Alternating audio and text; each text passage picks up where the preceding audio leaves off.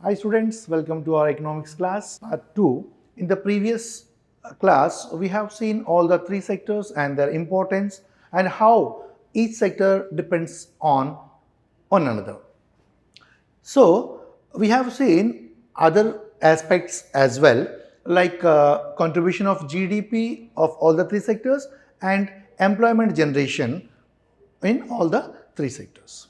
See, where are most of the people employed? I explained you with the help of graph the percentage of share of the three sectors in GDP. Now you can see the changing importance of the sectors over the 30 years.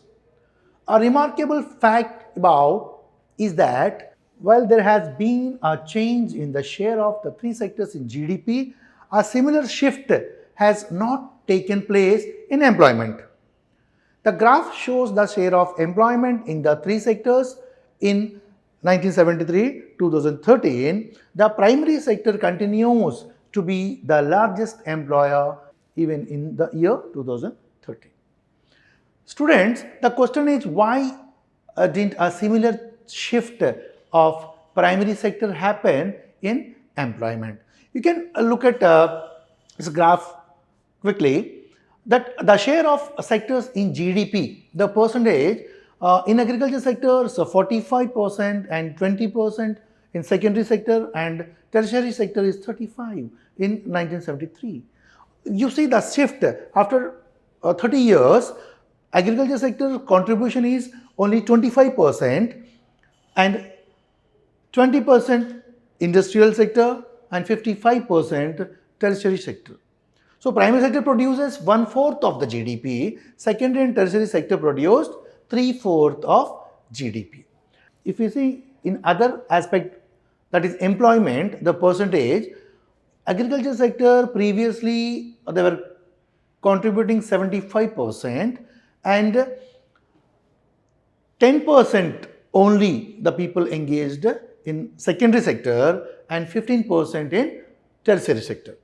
See, after 30 years, it's a tremendous change. What is the change? See, contribution of GDP is more in secondary and tertiary sector, but whereas in employment, the employment is 60% still in agriculture sector, and it increased 18% in secondary and 22% in tertiary sector. Though the share of primary sector in GDP has declined, yet it employs maximum number of people. It is because not enough jobs were created in the secondary and tertiary sectors. Even though industrial output or the production of goods went by 8 times during the period, employment in the industry went up only 2.5 times. The same applies to tertiary sector as well. While production in the service sector rose by 11 times, employment in the service sector rose less than 3 times. Now we see existence of underemployment and disguised unemployment in primary sector. Primary sector employs more people in agriculture than required, even if few people are pulled out and the production will not fall. In this sector, people appear to work, but they are working less than their potential and so are not fully employed. Therefore, there exists underemployment and disguised unemployment, due to which the contribution of primary sector to GDP is less, even though it employs more number of people. So children, we can have a look on the main types of unemployment. The main types of unemployment, first one is seasonal, structural unemployment, frictional unemployment, cyclical unemployment, disguised unemployment. So seasonal employment is a regular seasonal change in employment. This mostly we can see in agriculture sector. If there is particular season at the time of sowing, harvesting, that period only the people used to get employed for a short period. Later they will be sitting idle at home. This type of employment is called seasonal unemployment. A second one is structural unemployment arises from the mismatch of skills and job opportunities as the pattern of labor demanded in the economy changes. See, as the technology is changing day by day, we have to update. Unless and until we are skilled, it's very difficult to find a job in the present scenario. Next one is frictional unemployment, transitional unemployment due to people moving between jobs. If say generally people working in a companies, they used to shift from one to another in search of a hike in salaries or packages. During that period, after leaving one job and joining the other job, new job, in between they will be sitting idle. They have to face struggles, or it's not possible to get the employment immediately. It's not possible to join a new company. So the gap is called frictional. And the last one is cyclical. It is caused by a fall aggregate demand leading to a decline in GDP and employment. So this happens when the production increases more. So what will happen? The production will stop and people will be unemployed. This happens in that cycle of production.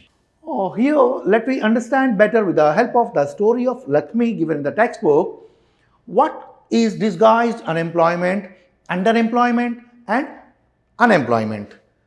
So there are different types of unemployment. Just now I told you children, urban unemployment and rural unemployment, and we also see and how to create more employment by the government.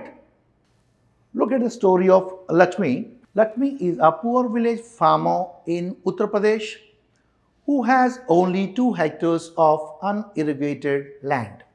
Her family grows dry crops like jowar and pulses and lives on hand-to-mouth life.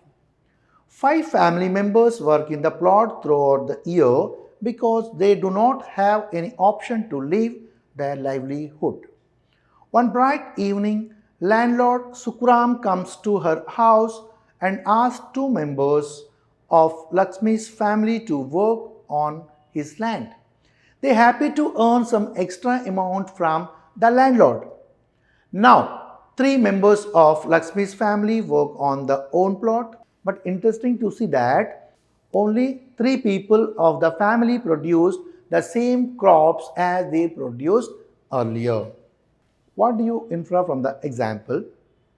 In the full scenario, everyone is working, but in actual fact, the labor effort gets divided. Everyone is working, but none is fully employed. Secondly, since they do not need 5 people to look after the small plot, 2 people moving out does not affect the production. There are lakhs of people like Lakshmi's family in India. Even if lots of people removed from agriculture sector, the agriculture production will not suffer. In other words, people in agriculture sector are underemployed. This kind of underemployment is hidden in contrast to someone who does not have a job. Actually, they are unemployed. That's why this is called as disguised unemployment. Now, I understand why the contribution of primary sector to GDP is less compared to the people engaged in it. India's per capita availability of agricultural land is just 0.3 hectares per farmer in 2009. It is much lower compared to the developed world, which is over 11 hectares per person. If we could move a lot of people from agriculture and provide them proper work elsewhere, the situation of disguised unemployment would have reduced considerably in the primary sector. Do you think these people manage to get work every day? These are some people in service sector who need to search for daily employment Many of them do not find work every day. Let us look at some other activity very common in urban areas. These are all people who need to spend the whole day working but earn very little.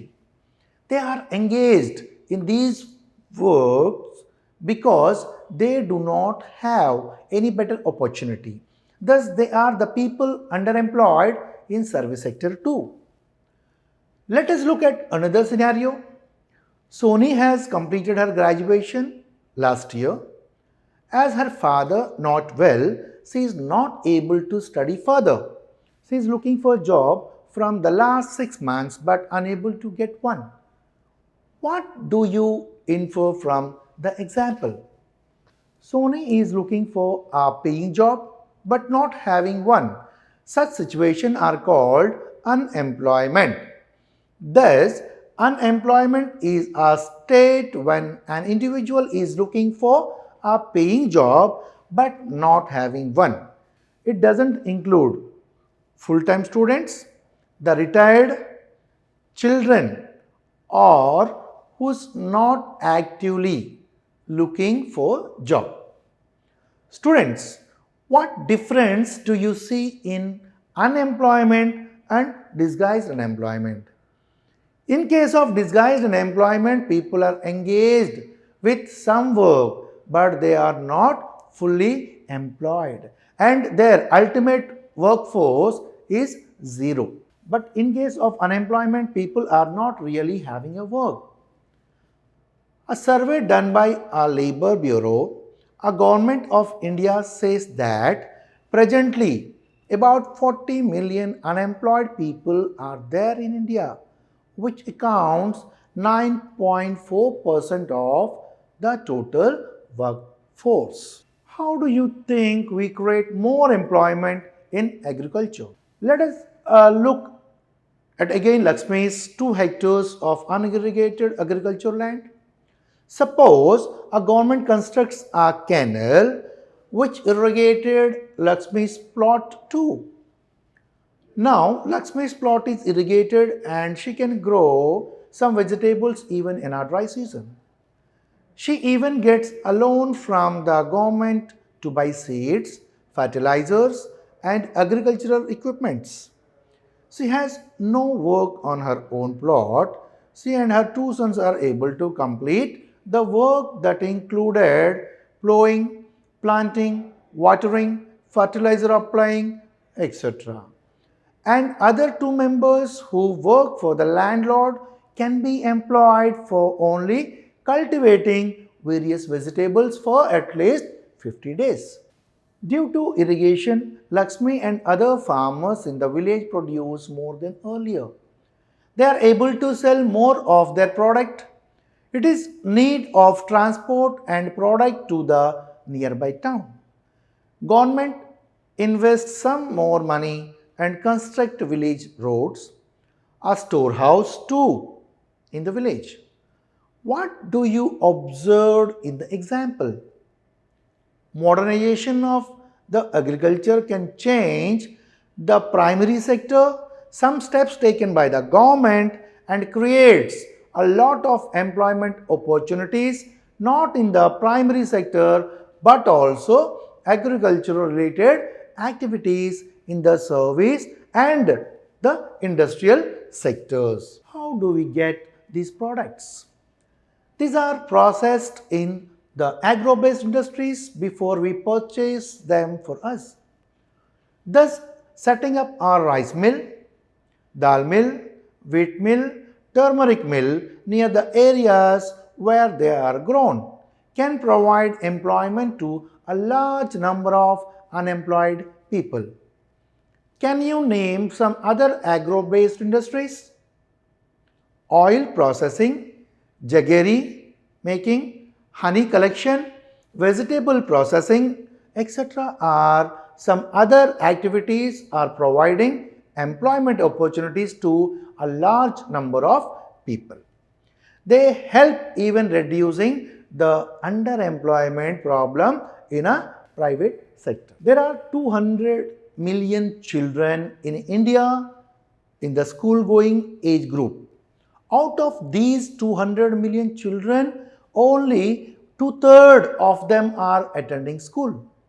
The similar one-third are similar to Reshma and Rukhu, who spent the childhood as a laborers. This is a great hindrance to human development resource in India. We can make these one-third children going to school.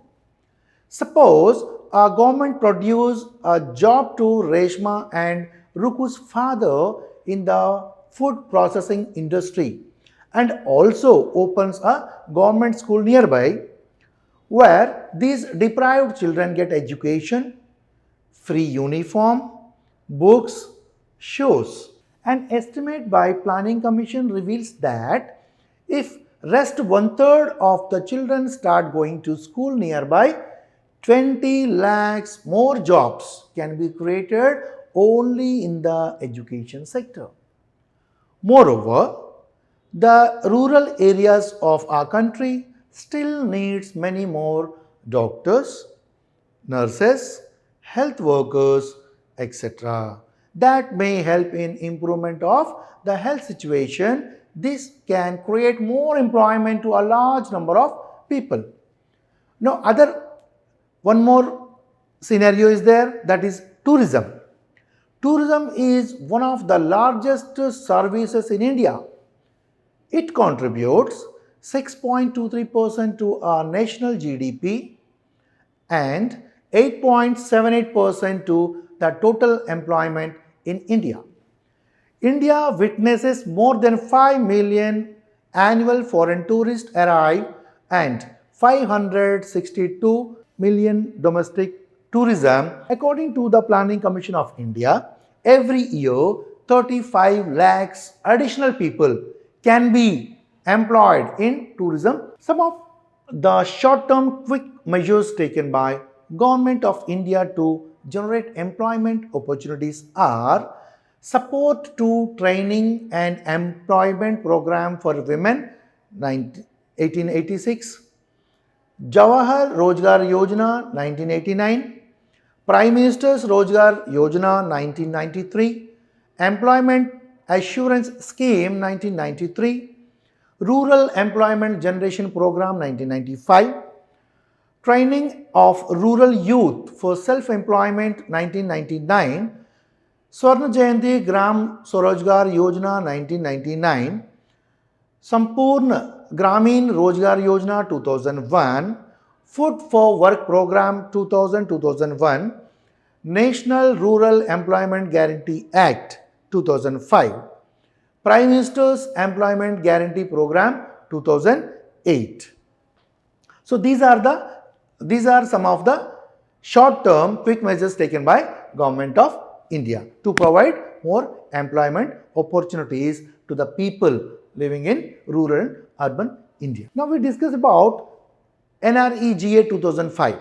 Central Government of India implemented the right to work in 200 backward districts of India.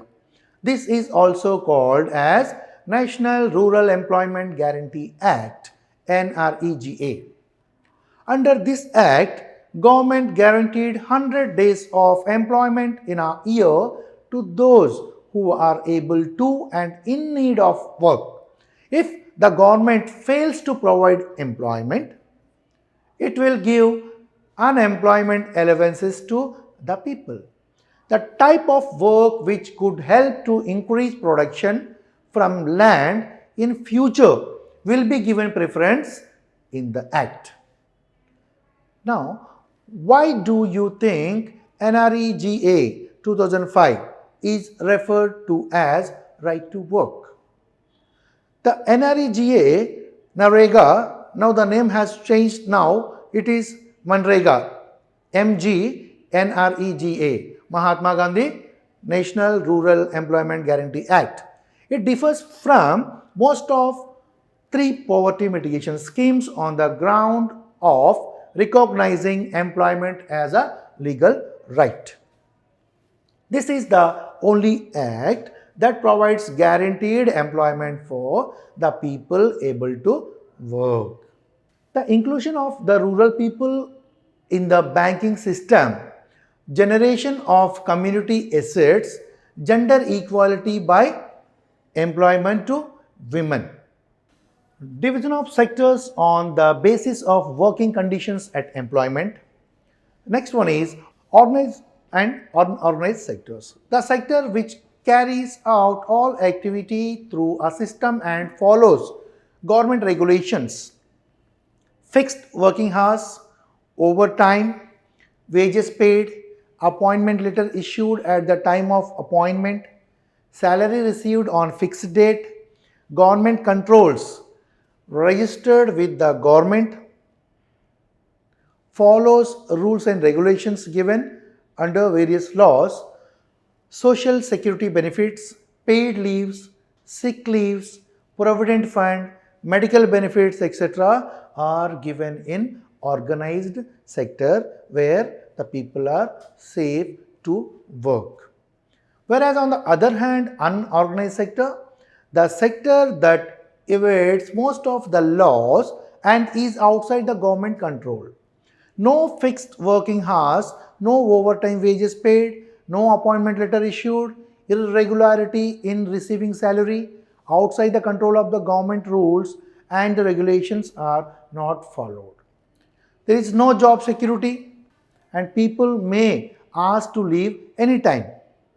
No paid leaves, no sick leaves, no medical benefits, etc. are given in unorganized sectors. How to protect the workers of unorganized sector?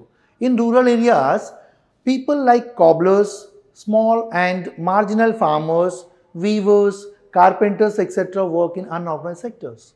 They can be protected by providing loans at low rate of interest, providing inputs at subsidized rates, giving adequate storage and transportation facility, providing marketing outlets for sale of goods. In urban areas, workers in small scale industry, casual workers at construction sites, rickshaw pullers, rag pickers, etc. are the ones working in unorganized sectors.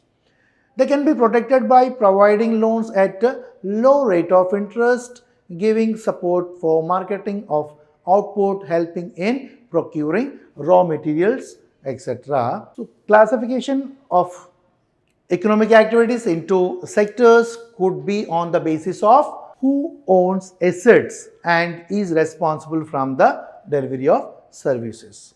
Again, there are two: public sector and private sector.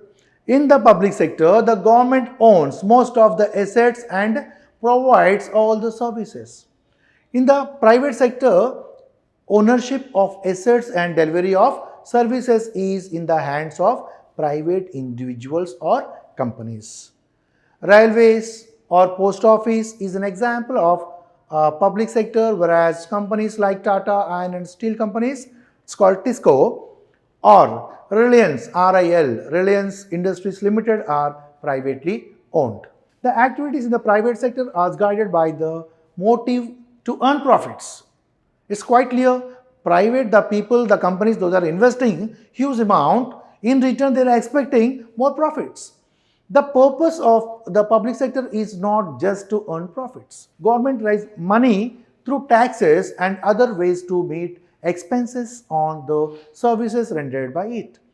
Whereas several things needed by the society as a whole, but which the private sector will not provide at a reasonable cost. You know why? Some of these need spending large sums of money which is beyond the capacity of the private sector. Also, collecting money from the thousands of people, which we can say shares, who use these facilities is not easy. Even if they provide, could charge a high rate of their use.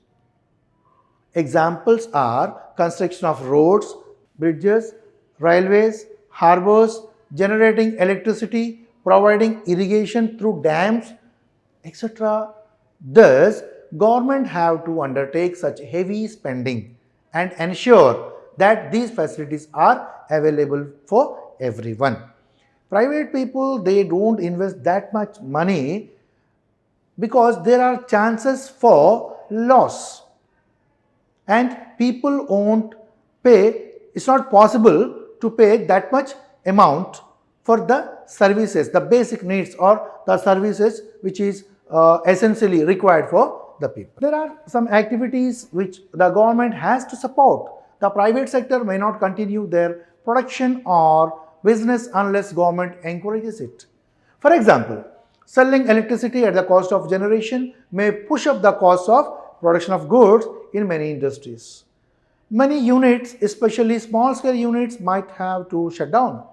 So, government will give subsidy so that people can run their business and earn their profits. Government here steps in at rates which these industries can afford. Government has to bear part of the cost. Similarly, the cost in India buys wheat and rice from the farmer at a fair price. That is called MSP, minimum support price. It stores it in godowns and sell at a low price to consumers through ration shops. There are a large number of activities which are the primary responsibility of the government. The government must spend on these, providing health and education facilities for all. Similarly, we know that nearly half of India's children malnutrition and a quarter of them are critically ill. The infant mortality rate of Orissa is 87 or Madhya Pradesh 85 is higher than that of the poorest region of the world, such as African countries.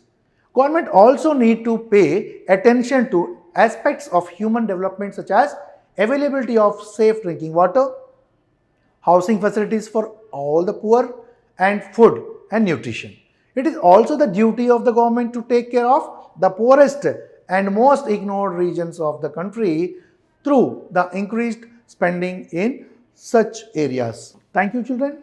I hope you understand the chapter from all the three sectors and how the sectors are interdependent on another and how the three sectors contribution to GDP and employment and private sector and public sector. What are the role of the government to provide employment to all the people? Thank you, children. Stay home, stay safe. Thank you.